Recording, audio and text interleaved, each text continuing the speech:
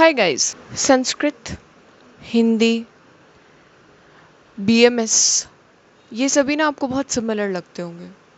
बहुत सारे students BMS को इसीलिए नहीं लेते कि उन्हें लगता है कि BMS is all about Sanskrit and it's all about Hindi.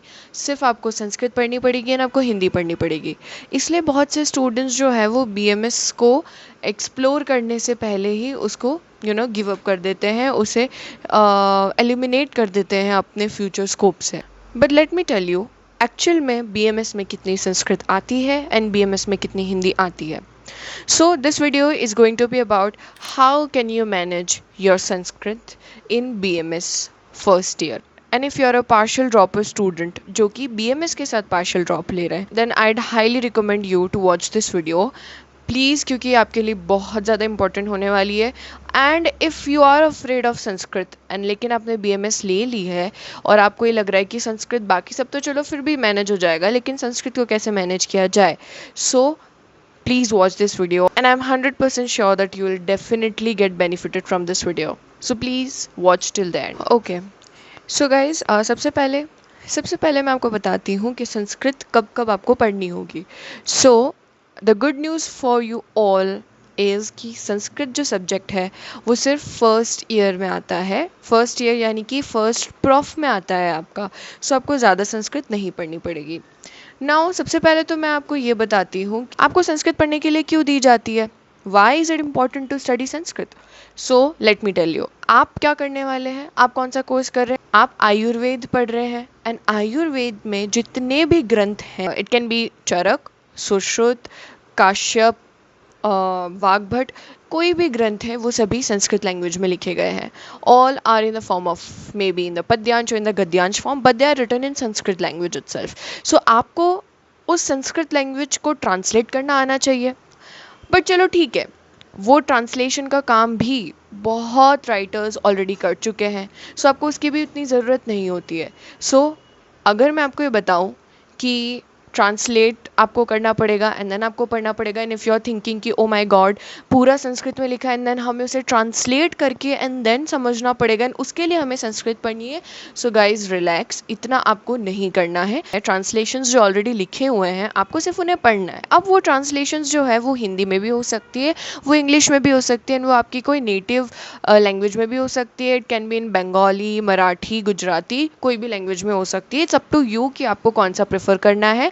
सो बहुत सारे लोगों का ये डाउट होता है कि बीएमएस जो होती है वो इंग्लिश मीडियम में कर सकते हैं कि हिंदी मीडियम वाले कर सकते हैं, कि उसमें सिर्फ हिंदी पढ़नी पड़ती है या इंग्लिश पढ़नी पड़ती है. So let me tell you, it's up to you कि आपको कौन सा सब्जेक्ट प्रेफर करना है. If you are an English medium student, if you are fluent in English, if you are comfortable in English, then you can definitely study the translations in English. ठीक है, English translations आप ले सकते हो, हिंदी है तो हिंदी में, गुजराती है तो गुजराती, मराठी है तो Marathi. So it's up to you guys. ठीक है, ये बात यहाँ पे ख़त्म हो गई. सब इतना लोड मत लो कि जो भी मेन ग्रंथ्स जो लिखी हुई है उसको ट्रांसलेट करके हमें पढ़ना पड़ता है, वो नहीं करना पड़ेगा. Now the second thing is कि अब संस्कृत किस लिए काम में आएगी, तो मैं ये बता देती हूँ आपको कि जो संस्कृत है वो, जैसे अगर आपको सामने कोई श्लोक दे दिया, बिकॉज एक फैक्ट मैं आपको बता देती हूँ कि बीएमएस में श्लोक के बिना कुछ नहीं होगा. आपको कुछ भी कर लो, आपको श्लोक याद होने चाहिए. श्लोक जो है वो आपके टिप्स पे होने चाहिए. सो श्लोक्स चाहे आप कोई से भी मीडियम के हो, आपको श्लोक तो संस्कृत में ही याद करने पड़ेंगे क्योंकि श्लोक तो संस्कृत में ही होंगे. ठीक है, तो उन श्लोक को याद करने के लिए एंड उन श्लोक से कंफर्टेबल होने के लिए उनका अन्वय क्योंकि करना पड़ता है, बाद में उनका अनुवाद करना पड़ता है, तो उन श्लोक से कंफर्टेबल होने के लिए, संधि विच्छेद के लिए, समास के लिए आपको जो है बेसिक संस्कृत पढ़ाई जाती है.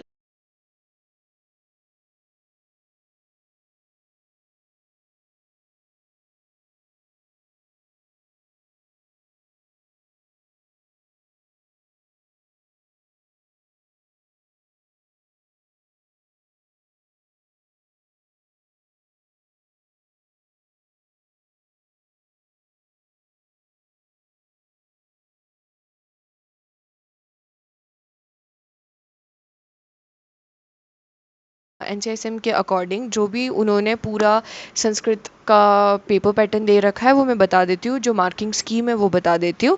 बिकॉज अल्टीमेटली देखो, हमें संस्कृत पे मैं पीएचडी तो करनी नहीं है, हमें सिर्फ फर्स्ट ईयर की संस्कृत को पास करना है, ठीक है। और even if you are a partial dropper, तो आपको तो सिर्फ जो है अभी थोड़ा बहुत एडजस्ट करके एंड संस्कृत निकालनी है जैसे तैसे करके, बिफोर आपका नीट में हो जाए।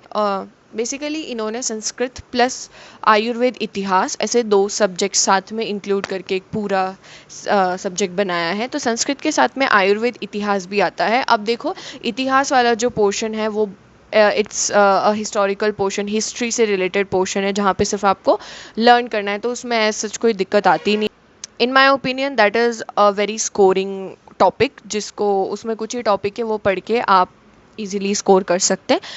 अब देखो, ये जो संस्कृत है उसके 2 पेपर होते हैं, paper 1 and paper 2। And obviously ये जो पेपर 1 पेपर 2 जो होते हैं ये दोनों ही 100 मार्क्स के होते हैं। सो इन टोटल आपका जो थ्योरेटिकल वाला जो पेपर होता है, थ्योरी पेपर जो होगा वो 200 मार्क्स का होगा, ठीक है। अब देखो, जो पेपर 1 है दैट इज़ कम्प्लीटली संस्कृत का पेपर होगा, तो कंप्लीट संस्कृत आएगी 100 मार्क्स की। एंड जो पेपर 2 होगा उसमें 80 मार्क्स की संस्कृत होती है एंड 20 मार्क्स का आयुर्वेद इतिहास होता है, जो कि एमसीक्यू के फॉर्म में आता है। सो आपको अगेन कोई टेंशन की बात नहीं है, सिर्फ इतिहास पढ़ना है एंड उसे एमसीक्यू में टिक मार के आना है। सो 20/20 यू कैन स्कोर आयुर्वेद इतिहास में, एंड देन 80 फिर संस्कृत का होता है। फिर उसके बाद ना आपके पास प्रैक्टिकल के भी मार्क्स होते हैं, जो रेस्ट 100 मार्क्स होते हैं वो प्रैक्टिकल के होते हैं। तो उसमें होता है कि वाइवा में आपका 75 होता है, इलेक्टिव सब्जेक्ट्स होते हैं जिनके बारे में कभी बाद में बताऊंगी, उनका 10 मार्क्स होता है, इंटरनल असेसमेंट जिनके 15 मार्क्स होते हैं। सो इन टोटल पूरा जो टोटल मार्क्स हम देखेंगे, फाइनल रिजल्ट आपके 300 मार्क्स में से आता है, ठीक है। अब मैं आपको संस्कृत का देखो ऊपर ऊपर से बता देती हूँ कि आपको ये पता चलना चाहिए कि संस्कृत कितनी इजी होती है। लेट मी टेल यू कि जो पेपर 1 है संस्कृत का, जो कि 100 मार्क्स का होगा, उसमें क्या क्या सिलेबस रहेगा। तो अगर जिनकी 10th तक संस्कृत होगी तो उनके लिए तो बहुत ही ज़्यादा ईजी हो जाएगा संस्कृत को पढ़ना यहाँ पर, क्योंकि उन्होंने ऑलरेडी लाइक 90% चीज़ें तो पढ़ी हुई है।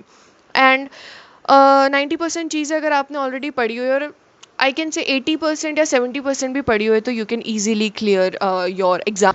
ओके, सो सबसे पहले तो हम यहाँ पे देखते हैं, इन्होंने दे रखा है माहेश्वर सूत्र, जो कि आप ऑलरेडी मतलब अगर 10th 9th में अगर आपके पास संस्कृत थी तो आपने पढ़ा ही होगा। एंड दैट इज़ इससे एक क्वेश्चन आना बहुत ही ज़्यादा कंपलसरी होता है, सो ये आपको याद होना ही चाहिए। एनीवन वाइवा में भी पूछते हैं most of the time. Then उच्चारण स्थान होते हैं, कंठ से, तालु से, दंत, ओष्ठ, है ना, ये सब उच्चारण स्थान है। Very easy topic. फिर प्रयत्न टॉपिक आता है, जिसमें बाह्य और अभ्यंतर प्रयत्न होते हैं, तो उसमें भी लाइक उनके पार्ट्स हैं, that is also very easy.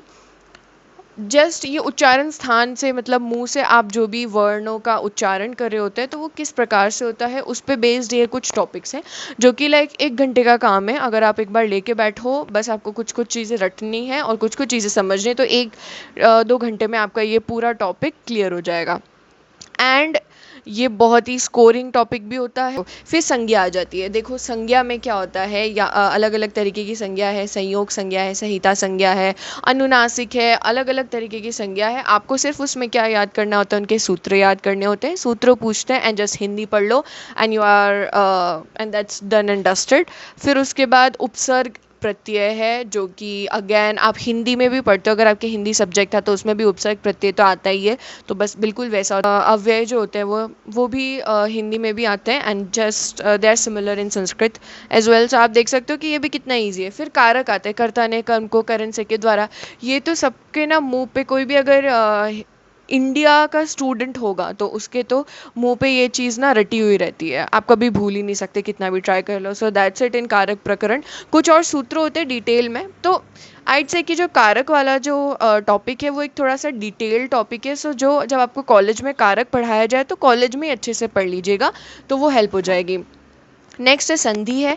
संधि जो है उसमें 3 तरीके की संधि होती है, ठीक है, स्वर संधि, व्यंजन संधि एंड विसर्ग संधि। कारक हो गया, संधि हो गया। जब ये कॉलेज में आपको पढ़ाए तो इनको पढ़ लेना, क्योंकि एक बार अगर आप इन टॉपिक्स को पढ़ लोगे ना तो फिर आपके दिमाग से निकलेंगे नहीं, ठीक है। थोड़ी बहुत प्रैक्टिस कर लेना एंड फिर ये हो जाएगा।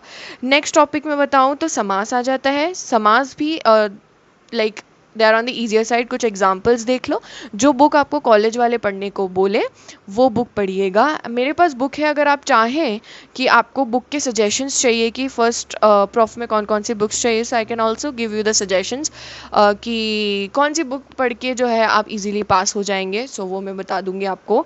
तो समास हो गया, फिर शब्द रूप एंड धातु रूप, जो कि अगेन अगर आपके 9th या 10th तक संस्कृत होगी तो राम शब्द, लता शब्द, धातु रूप में पट धातु, लट लकार, लिट लंग लोट, ये सब लकार आपने पढ़े ही होंगे, सो ये आपको याद होंगे, बस एक दो और एक्स्ट्रा याद कर लो एंड वो भी हो जाएगा। देन बस फिर विशेषण विशेष्य होता है, जो कि हिंदी में पढ़ते ही एडजेक्टिव्स, तो ये बिल्कुल सिमिलर है और बहुत ईजी है। So that was about paper 1।